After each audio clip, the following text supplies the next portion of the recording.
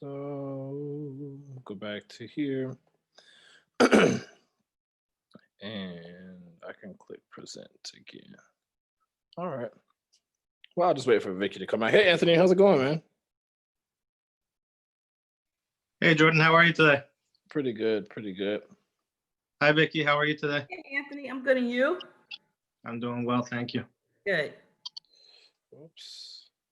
So for this next portion, I'm gonna play something in the background, and the video that I'm playing in the background actually has an artificial soundscape that you're going to be listening to. So this is actually a guy.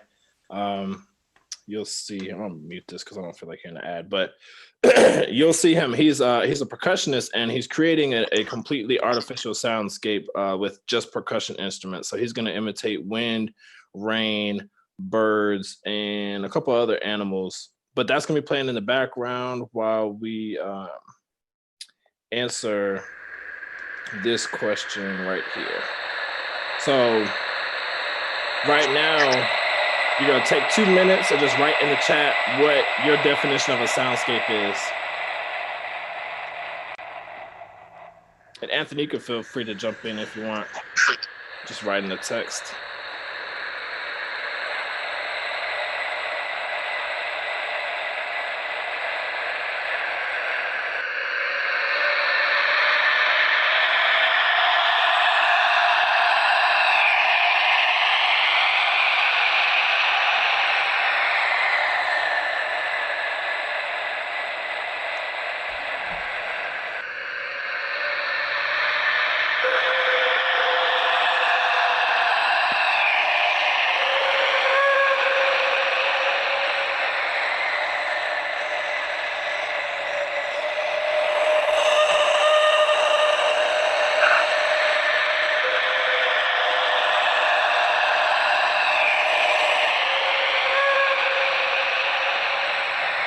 Cool, got an answer.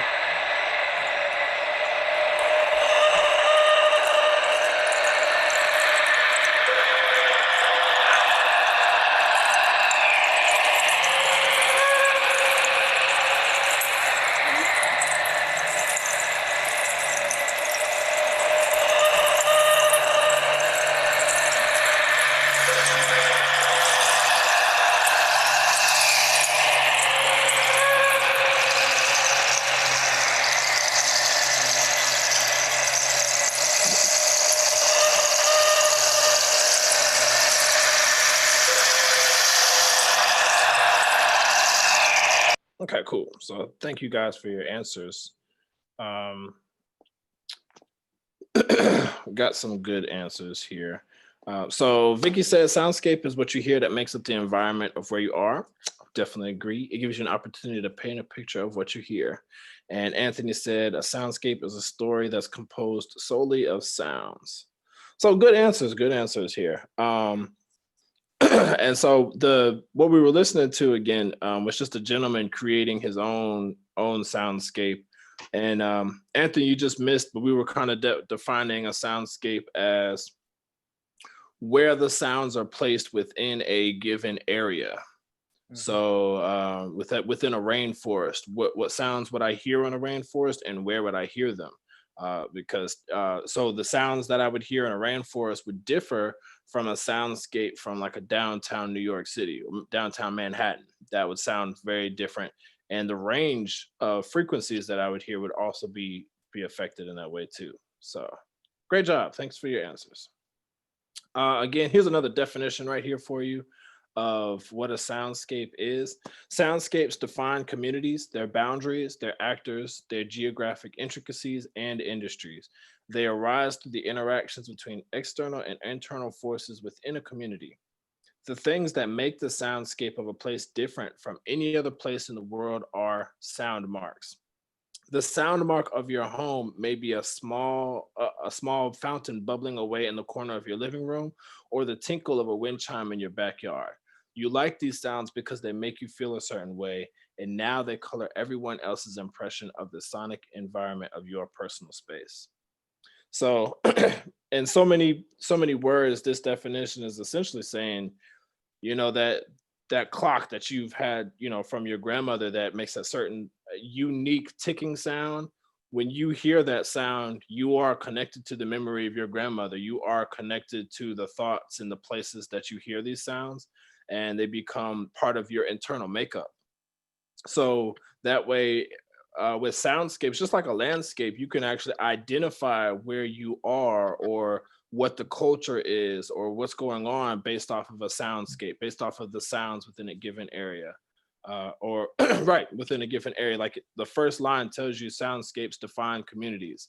So, you know, if I was in a Jamaican community versus a community in the middle of North Carolina, the way people talk, the way the how often I hear cars or animals is going to be different. The sound structure, excuse me, is different.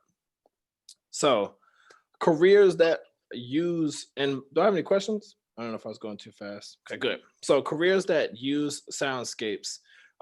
We have sound designers, and these are people that work in a array of media outlets, but this could be from video games. And so sound design would be like me designing a sound that your favorite character has. So say if your favorite character on this fighting game has a sword, and when they sling this sword, it has a very specific sling, sling, sling. Whenever, if I was a sound design person, I would be the person designing that specific sound so that it has a unique feel to it. The same way that, you know, food is done. You know, when you go to Stephanie's, or if you go to well, maybe I won't know Stephanie's. If you go to Chris. yes, Ruth Chris, you know, you're going for a very specific flavor and taste that if you could get it anywhere, then I mean, what's the point of going to Ruth Chris?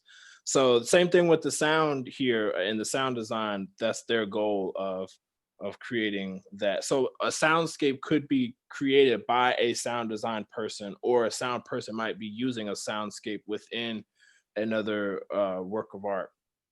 So film scoring, if we're familiar with film scoring, you know, in the same way that they would write the music, the sounds created in the background very much affect your experience of what you're watching.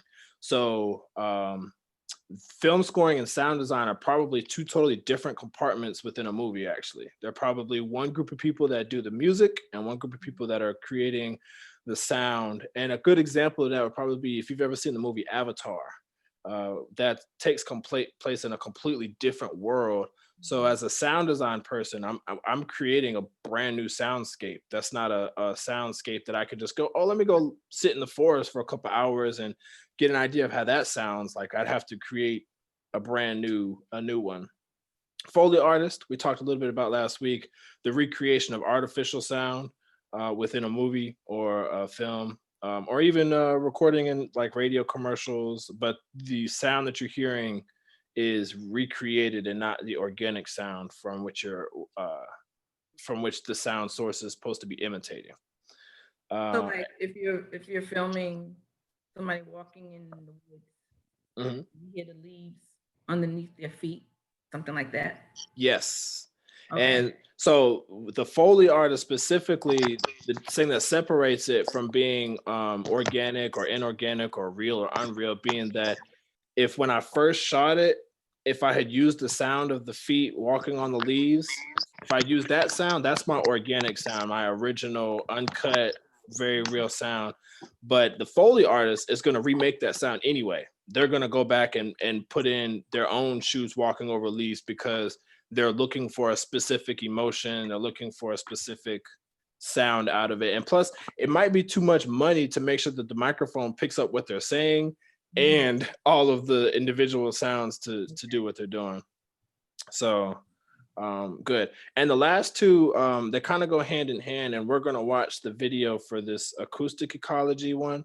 So feel free to go back through the slides, and these slides are also individualized in Google Classroom to watch any of the previous videos up here. But before I do that, I gotta cut my feed off again.